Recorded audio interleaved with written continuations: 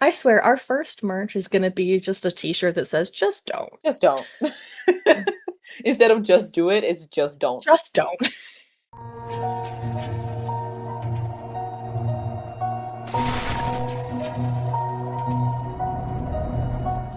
Welcome to the Witching Hour Archives, where soft magic meets spooky vibes. I'm Astrid.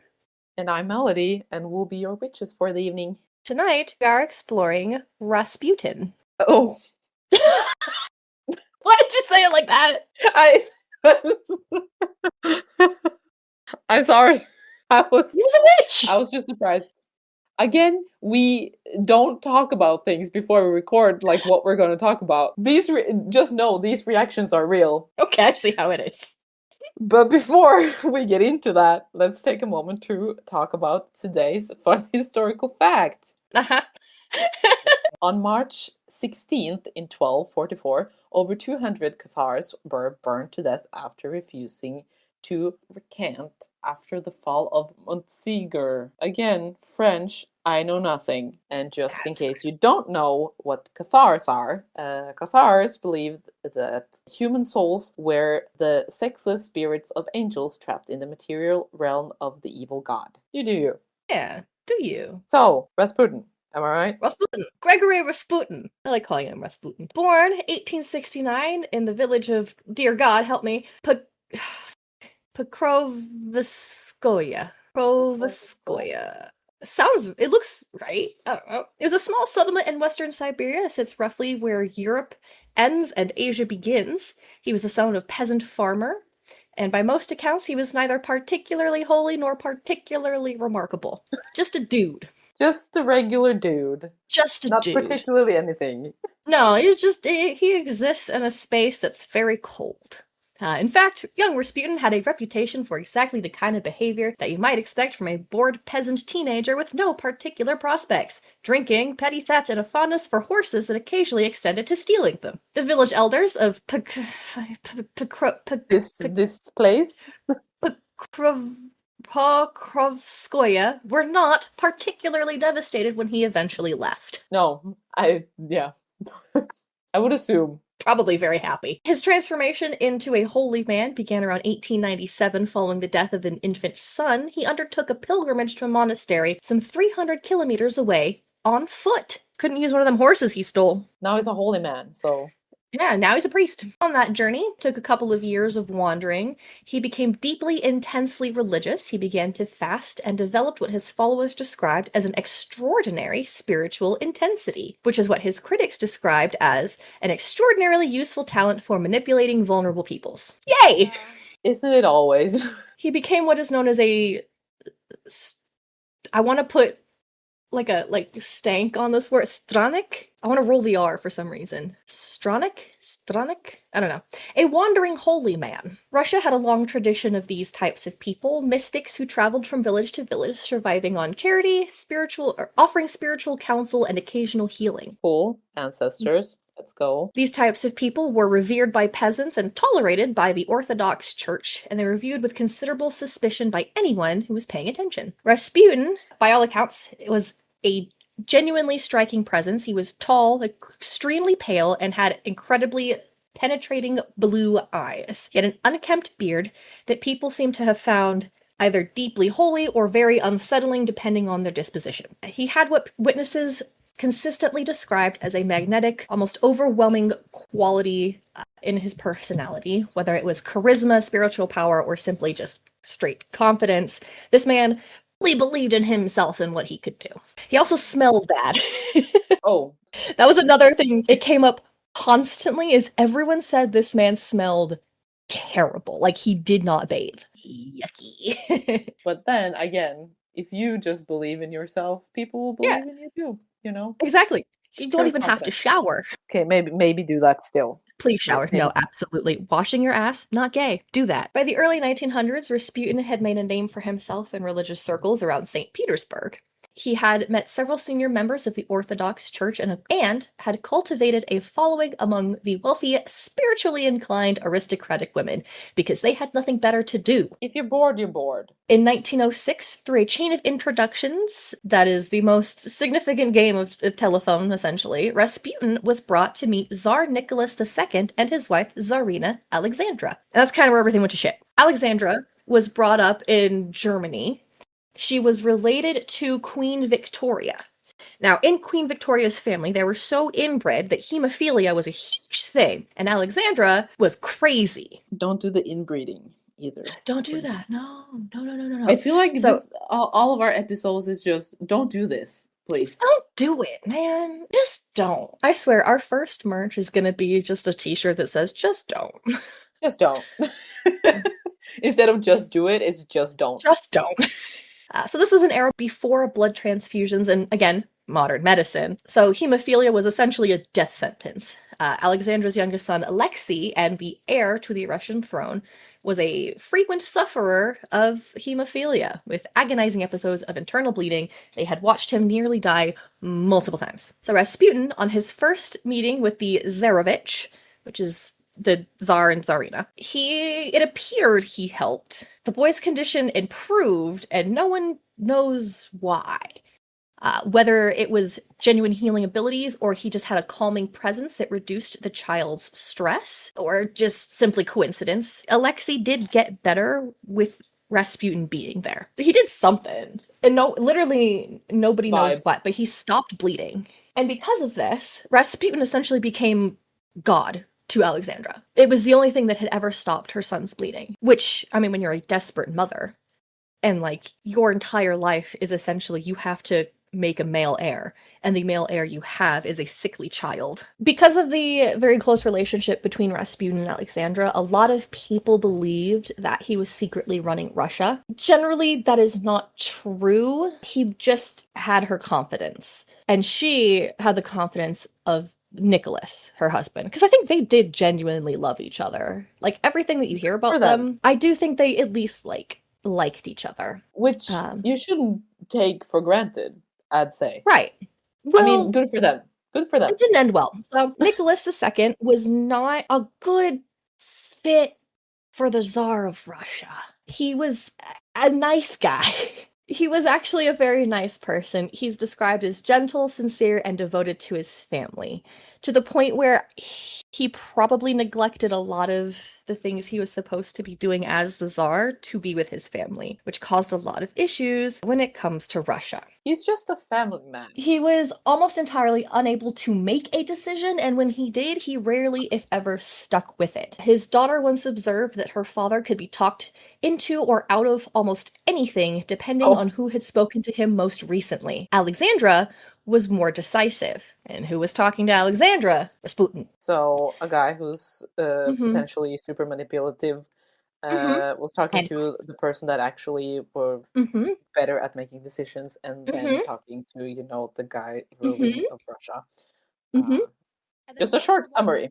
Nicholas left to the front lines to personally oversee Russia's increasingly catastrophic involvement in the First World War. Alexandra was put in charge, with her advisor, Rasputin. Officials who displeased Rasputin found themselves replaced. Officials who cultivated his favor found themselves elevated. Interesting. The church that had tolerated Rasputin with gritted teeth watched as their own candidates for high ecclesiastical office were blocked. Something feels familiar. Take whatever you will from that.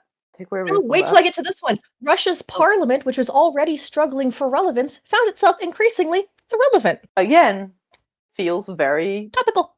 Very. There's something about this that feels familiar. Yes, I'm having deja vu.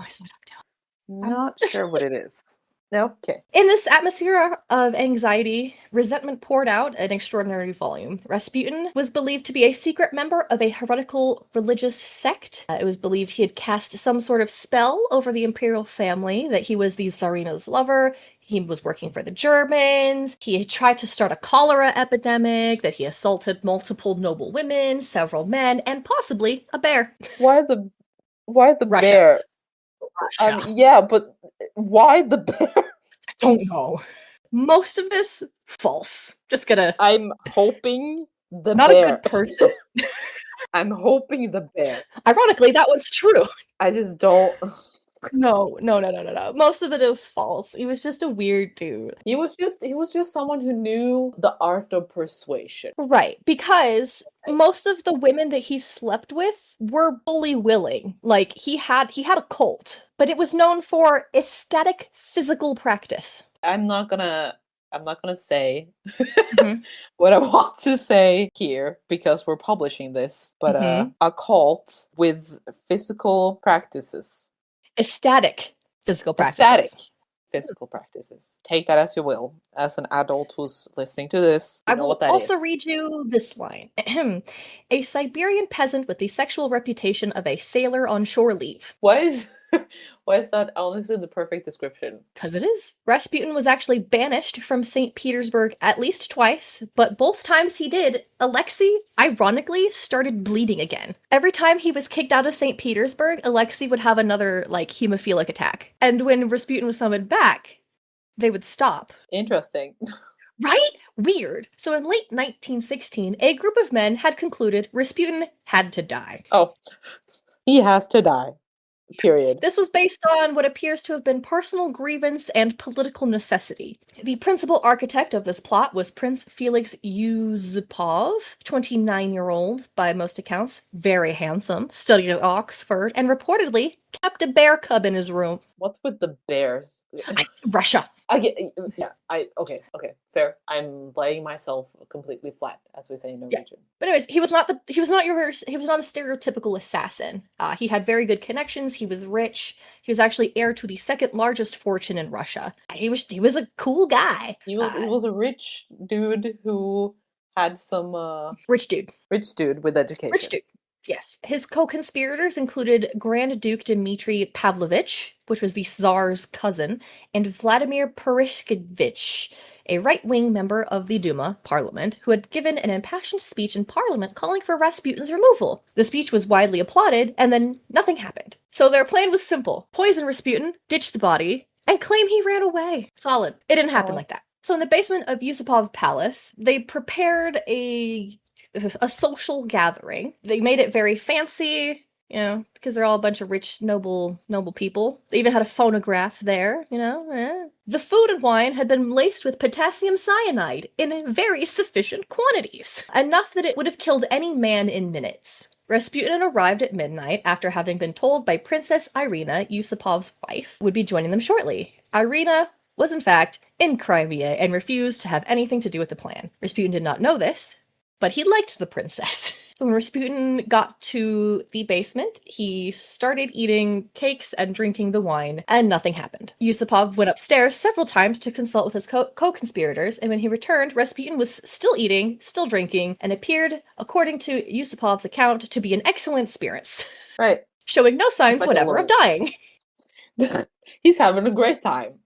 Drinking this wine and having this cake. He's having a grand old time. After what Yusupov describes as approximately 2 hours, he lost his nerve, went upstairs, retrieved a revolver, returned to the basement, and shot Rasputin. He said, "Nah, why won't you just die?" Rasputin collapsed. The co-conspirators came downstairs. They pronounced him dead and began to make arrangements.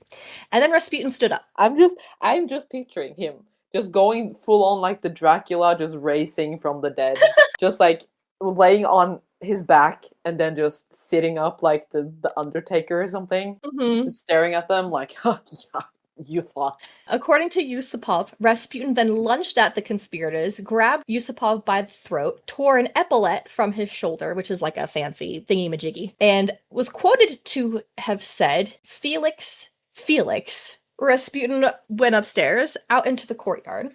Purishkevich, who was still upstairs, ran after him and shot him twice more, where Rasputin fell into the snow. I think he's dead this time. I'm curious of the aiming abilities here. I'm assuming the first shot was probably through and through and didn't hit anything, would be my guess, which is why he was still able to stand up. The conspirators wrapped his body in cloth, drove it to the Petrovsky Bridge over a river that I'm not going to try to pronounce. They broke a hole in the ice and then pushed him in. The body was recovered from the river several days later, and they did an autopsy. Recorded, the cause of death was a single gunshot wound to the forehead at close range. There was no evidence of drowning.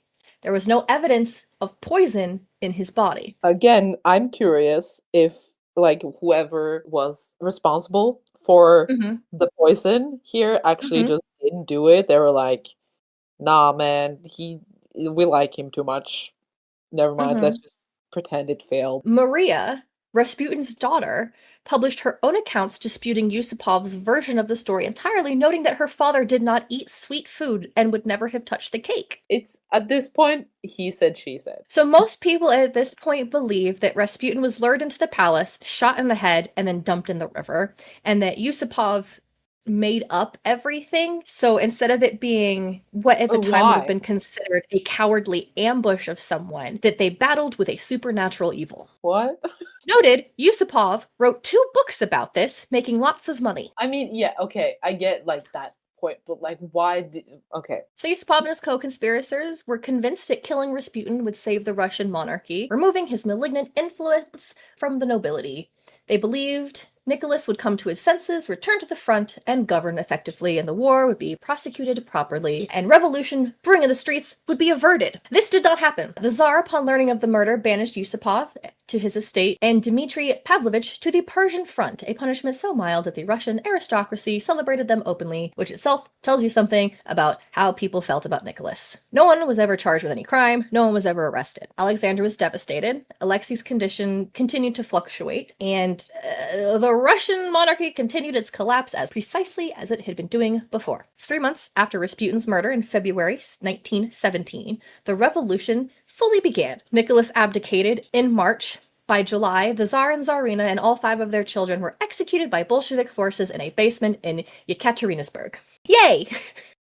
well, if that ain't a story for the history books, haha. Oh, it gets better. According to several accounts, Rasputin had left a written prophecy. If he were killed by noblemen, the Tsar and all of his family would be dead within 2 years. They died 2 years after his death. Okay, hang on. He Mhm. just said like, if this happens, Mhm. they will be dead in 2 years.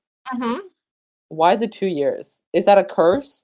Because he's magic. I don't know. Was he casting a curse? Probably. Damn, we love a manifestation queen. He was doing something. He did something. He did I don't something. know. I don't know what. Probably just vibes, really. He brought But some manifestation vibes. Some right, killer like vibes. he probably went to Alexei and was like, "Please, man, please, come on." But still, he brought some killer vibes, am I right? But Oh my god. So that's it for today's episode. Thank you for joining us. Don't forget to follow, review, and share your own manifestations. And until the next witching hour, stay curious.